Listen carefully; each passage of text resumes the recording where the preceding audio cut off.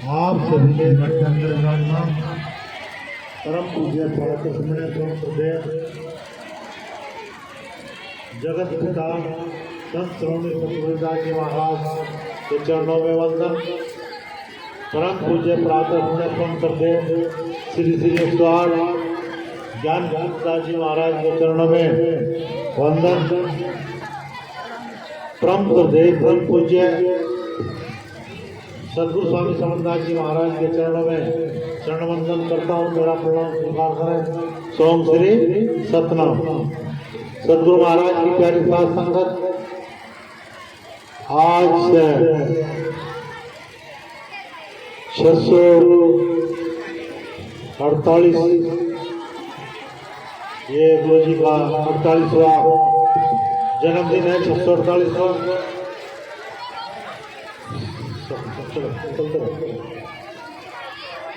और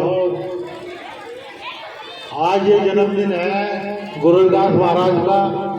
देश विदेश सभी जगह मनाया जा रहा है और हमको चाहिए कि हम उनकी शिक्षाओं पर चलें, उनके बताए मार्ग पर चलें, क्योंकि 600 वर्ष पहले जो सदगुरु महाराज ने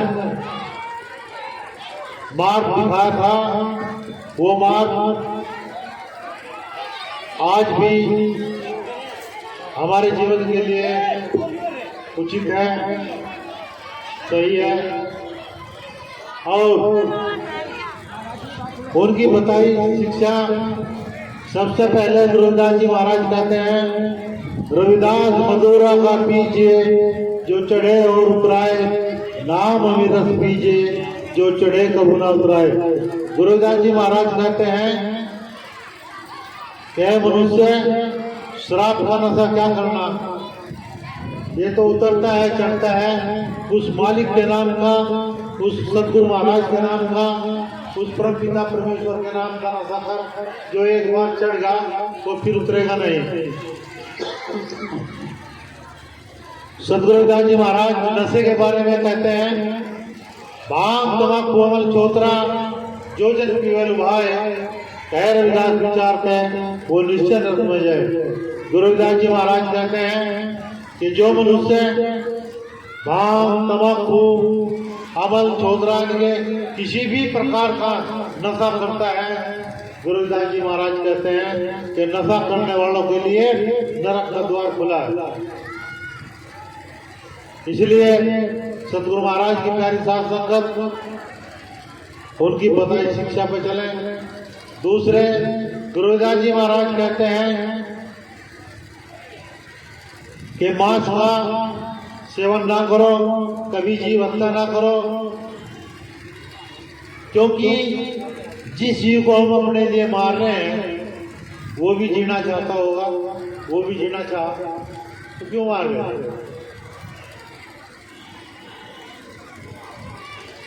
कहा सभी संतों ने गुरुदास जी महाराज की इस बात का समर्थन किया। कबीरदास जी ने भी कहा, गुरु नानक देव जी भी कहते हैं, नाम हमारे नाम का चढ़ी रहे देना, अर्थात जिसे उस प्रभु के नाम की खुमारी लग गई, उसका नशा लग गया तो वो दिन रात चढ़ा रहा, वो कभी उतरता नहीं। इसलिए सदगुरु महाराज के बताए मार्ग पर चलें। किसी भी प्रकार का दुर्व्यसन हम अपने जीवन में न रखें, अपने जीवन में न उतारें। सभी प्रकार के दुर्व्यसनों का त्याग करें, चाहे वो कैसा भी दुर्व्यसन।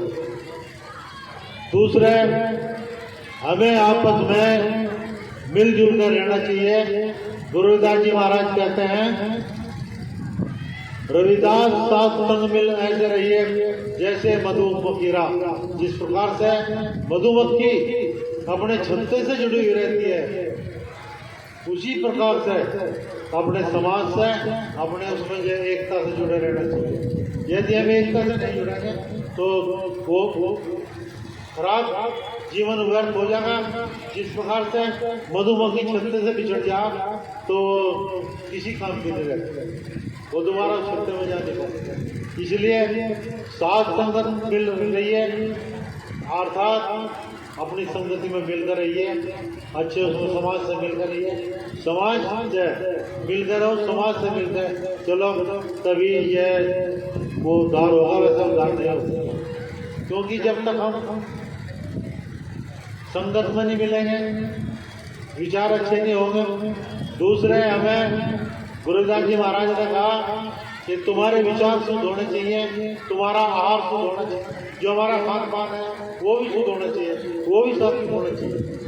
आहार शुद्ध होना चाहिए, विचार शुद्ध होने चाहिए, हमारा व्यवहार दूसरे के प्रति हम क्या व्यवहार करते हैं वो व्यवहार भी हमारा शुद्ध होना चाहिए। हमारा आचार अर्थात हमारा चाल चलन भी शुद्ध होना चाहिए। यदि हमारी ये 4-5 चीज शुद्ध है तो हमें किसी चीज की आवश्यकता नहीं है। भक्ति तो अपने आप को हो जाए, आने बार रात दिन दीवा बाला जाओ, रात दिन घंटा बजाओ जाओ, कोई फायदा नहीं होने का जब तक तुम्हारे विचार शुद्ध नहीं हो। तुम्हारे विचारों में मैल भर रहा, तुम्हारे विचार गंदे हैं, तुम्हारा व्यवहार गंदा है, तुम्हारा चाल चलन गंदा है, तुम्हारा आहार गंदा है, अथवा रात दिन घंटा बजा जाओ, किसी भी प्रकार का कोई लाभ नहीं। बोले सूरदास महाराज की। इसलिए अपने विचारों की शुद्धता पर ध्यान दो।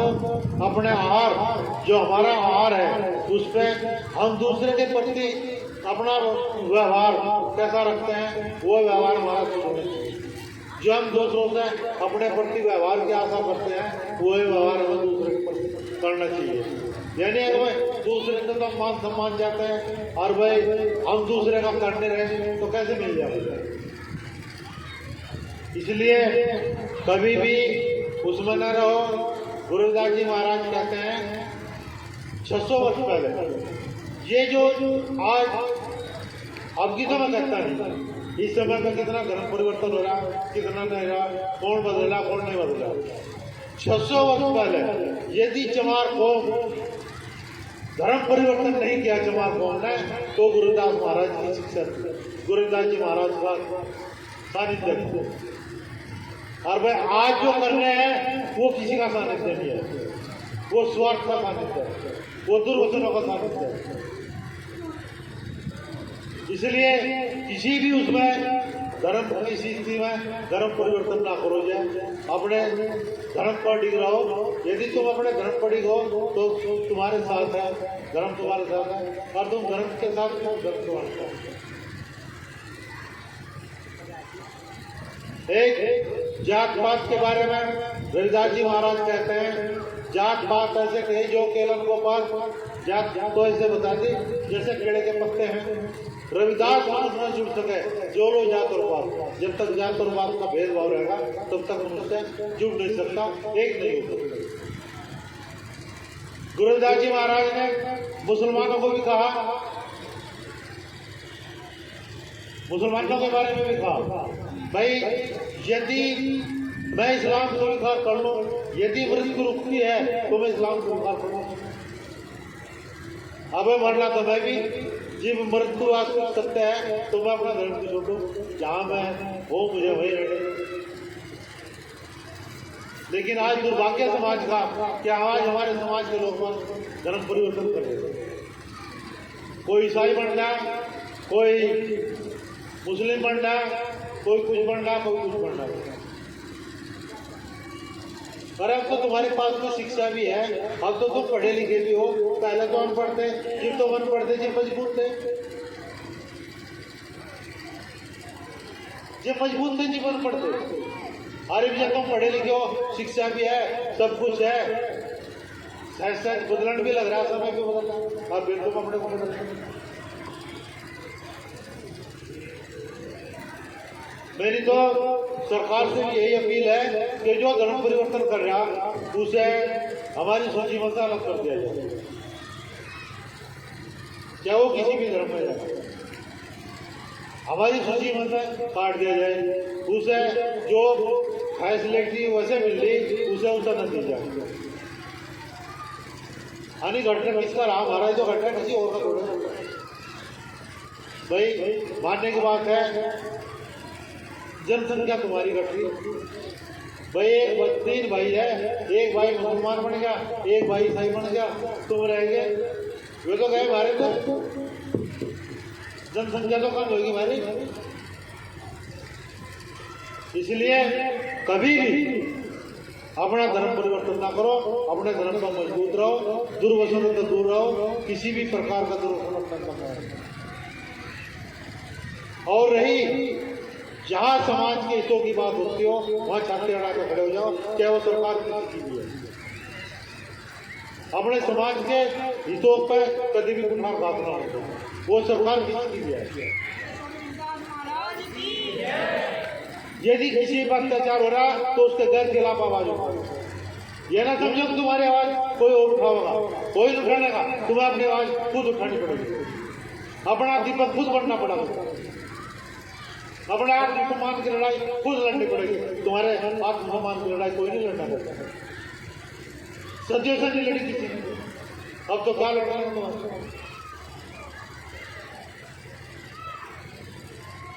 इसलिए मेरा कहने का भाव यह है कि अपने विचारों को शुद्ध रखो और अपने धर्म पर टिक रहो और सदगुरु महाराज के बताए रास्ते में चलो, तुम्हारा कल्याण कभी होगा, बड़ा कल्याण करेगा। और मैं इन्हीं शब्दों के साथ अपनी बात समाप्त करता हूँ। सोम श्री शक्ति।